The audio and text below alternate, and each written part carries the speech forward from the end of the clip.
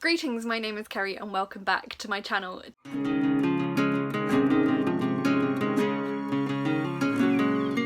Today I have for you my June wrap-up and stats. Yeah, so June was a fairly good reading month. I read a total of 8 books. I hit my Goodreads goal. My Goodreads goal for the year, for the last couple of years, I've set at 52 books, and so I hit that in June. I actually got to 57 books, which I think that's the earliest in the year I've ever finished my Goodreads goal. My actual goal in my head is to hit 100 books. It's actually to hit 102 because I read 101 last year. So I'm on course for that too. I've been reading an average of over 9 books a month. I'm really happy with that. So that was 8 different authors as well. My total page count for those books was 2,173. Which gave the books an average page count of 271 pages. The shortest book that I read in the month was Sister Outsider by Audre Lorde. I should say finished. I think I started this just at the end of May. So this was a collection of her essays and transcripts of speeches that she'd given, and this was a really good book. So this was 187 pages. And then the longest book that I finished in the month was Clap When You Land by Elizabeth Acevedo, which was 423 pages. So my new stat that I'm including this month, I talked about this a little bit in my mid-year check-in that you might have seen. To try and help me stop buying as many books, I'm now giving myself an allowance based on how many books I read in the previous month. The standard rate is £1 per book. If the book is over 500 pages, it's £2, and if it's over 1,000 pages, it's £3. So I earned £8 in June because all of the books were under 500 pages. The book that I read that was published first, the oldest book in terms of when it was published, was The Great Gatsby, which was first published in 1925, and the newest book, which was published in 2020, was Clap When You Land by Elizabeth Acevedo. This one came out and I bought it pretty much straight away and I read it pretty much straight away, which is really rare for me, so that's how important this book is. Like, it's getting loads of hype and it really deserves it. I'm going to talk about it a little bit more later. I gave 5 books 4 stars and 3 books 5 stars, so really solid reading month. Like, really happy with that. That is a good month. The book that took me the longest to read was The Great Gatsby, because I started reading this in April. I started this as a buddy read with another booktuber, but they unfortunately weren't able to carry on with that, and then the classics book club that I'm in picked this for our June book, so I finally finished it. It took me a really long time for what is a relatively short book, but never mind, I really did enjoy it. That took me 69 days to read. The book that I finished the quickest was Like Water for Chocolate by Esquivel, which I've got here took me 4 days. I thought it took me longer than that, but apparently it only took me 4 days to read it. I really enjoyed this book, and again, it's quite short, so I did race through it. So that gave me an average reading length of 19 days per book, which is okay. The book that had been on my TBR the longest was The Secret Woman by Victoria Holt. This had been on my TBR for 1,004 days, so that is a long time. The book that had been on there the shortest was White Rage by Carol Anderson, which I think I started on the day I bought it. I bought this as an ebook for the Blackout Buddy Read, and I think I started reading it pretty much straight away. So that meant an average length of time on my TBR of 194 days, which is alright. In terms of the number of books on my TBR, at the start of June there were 591 books on my Goodreads TBR, and at the end of June this had gone down to 589. So it had gone down, which I'm pretty happy with, because although I'm now, from June I started trying to limit the number of books I was buying, I had bought quite a lot of books at the end of May that didn't arrive until June, and I found a few books that had not managed to make it onto my TBR somehow. So for that to have still gone down anyway, I'm pretty happy with that. In terms of whether they're on my TBR or not, 4 of them were on my June TBR, 1 was on my May TBR which had ticked over, and 3 weren't on my TBR at all. Well, I say that, one of them was a library book that had been on a TBR ages ago, but I'm sort of giving it a 2-month limit, so I've counted that as a no. So that's alright. 2 books were from my own TBR, 2 books were library books, and 4 books were books that I bought new this year. So I'm glad that I'm reading the books that I'm buying, because that justifies buying them, but I also do need to be reading more books that I already own. So hopefully as I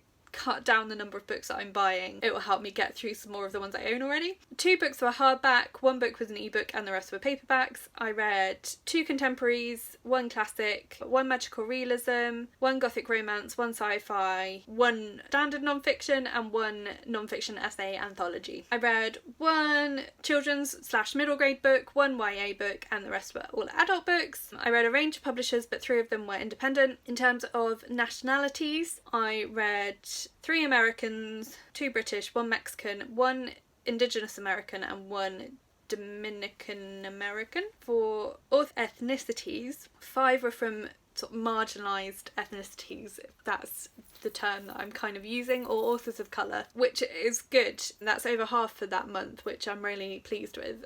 I'm just going to be trying to build up on that in the rest of the year. Of author genders, 7 were cisgendered women and 1 was a cisgendered man. I mean, I'm glad that I'm reading more women than men, really, but again, need to be looking at how I can build in reading more marginalised genders, more non-binary and trans authors into my reading. So again, that's something I'm going to be looking at, but I know that I don't own that many books from trans authors, so I will be trying to buy more. It's just where I'm going to be limiting what books I'm buying. I need to try and find a way of focusing on buying books by trans authors and by authors of colour predominantly over buying. For my challenges, I read 3 books for the Indie Challenge, 2 books counted towards my Start on Your Shelf-a-thon, and 1 book was for Read Around the World. For author diversities, 5 books, as I mentioned, from authors of colour, 1 book was from an author from the LGBTQ+ community, and 1 book was from an author with mental illness. So none for authors with disability or neurodivergence this month, partly because this is based on what I can find out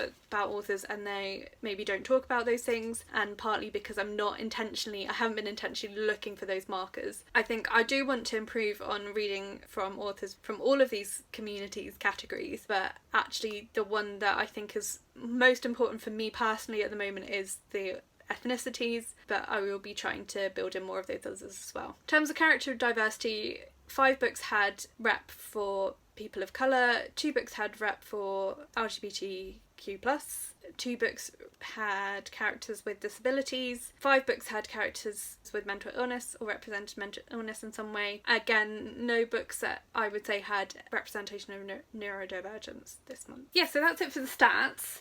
So usually at this point I would talk about my best and worst books of the month, but considering how I gave all of the books 4 or 5 stars, I thought it wasn't really fair to pick a worst book of the month because I really enjoyed all of them. I have picked a best book and it was quite difficult to pick, but the book that has stayed with me the most, the book that I keep thinking about and just really want to boost and share love for, is Clap When You Land by Elizabeth Acevedo. So I have talked about all of these books in recent reads videos, which I filmed but haven't managed to upload yet, so you will hopefully see them soon, but I just love this book so much that I'm going to shout about it a bit more because I just think it is so brilliant. So the premise of the book is that there are 2 sisters, Camino and Yahaira. Camino lives in the Dominican Republic and Yahaira lives in New York City, and they don't know about each other. Their father spends most of the year in New York, but every summer flies to the Dominican Republic to spend time with Camino. One year, the year the story takes place, his plane crashes, and that's how the sisters find out about each other. All of his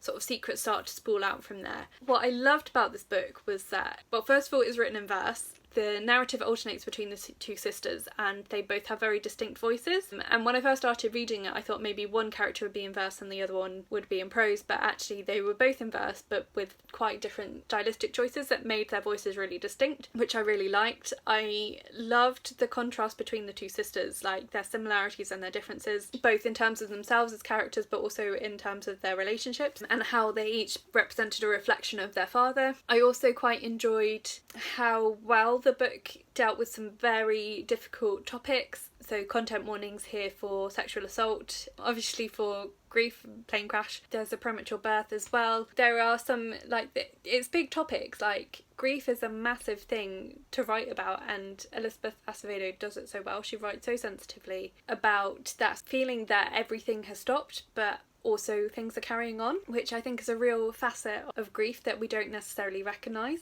I loved both the sisters, their relationships, their friendships, their family, their interactions, and how those all worked out. There were some moments in this book that moved me to tears because they were so powerful, so beautifully written, and so heart-wrenching. The feeling of the balance of despair and hope and the interplay of that, and I mean, I don't have enough words to describe how excellent this book is. I said earlier, it has been getting a lot of hype, but it really, really deserves the hype. I'm quite anti-hype. I have been disappointed so many times when reading books or watching TV shows or films that have been really hyped and they haven't lived up to my expectations. This one totally lived up to it exceeded my expectations. It was so good. Enough fangirling over it. It's a book that I really enjoyed. Elizabeth Acevedo is now an author by author for me. I've read The Poet X and I loved it. It was one of my favourite books of last year. Clap When You Land is brilliant. I need to get With the Fire on High, which is her other book that's out. I really want to read that, and in future I will be buying every single thing that she writes, even if it's like restaurant menus, because she's a genius. She's an absolute genius. Her books are brilliant. If you haven't read Elizabeth Acevedo, go read some of her books because she is so good. So that's enough fangirling for one day. Let me know how you got on with reading in July. Did you manage to rewatch on your TBR? What was your favourite book of the month? If you've got any recommendations for trans and non-binary authors, particularly trans and non-binary authors of colour, that you think I should check out, then please do leave them in the comments for me. Please like this video if you liked it and think about subscribing if you haven't already, and you can also follow me on my social media. So I'm on Instagram and I'm on Twitter as @CarrieLouiseReads, and I'm also on Goodreads. All those links are down in the description box for you. But that's it for today, so thank you so much for watching and I will talk to you again soon. Bye!